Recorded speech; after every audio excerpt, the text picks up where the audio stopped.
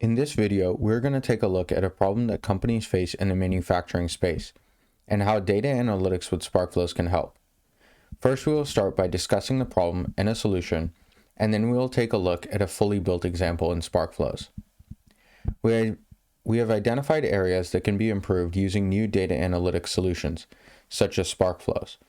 Most importantly, we will be focusing on defining behavior patterns, cutting the costs of putting models into production, and improving visibility into business processes. Now that we have identified the issues we want to solve using data analytics, we need tools and a platform to build and execute.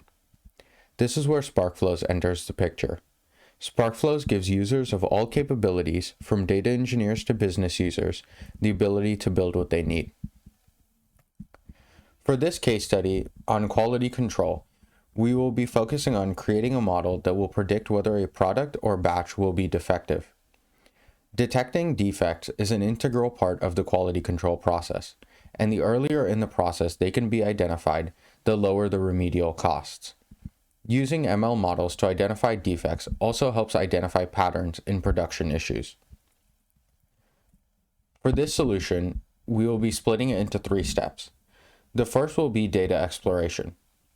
We have 3 different data sets that we want to explore and to understand before we move into data modeling. So we'll do this using reports and workflows. Next, we have data modeling. This is where we will build the machine learning models that attempt to predict each of the 3 errors. The 3 types of errors we'll be focusing on are human errors from manufacturing workers, material defects, and sensor failures.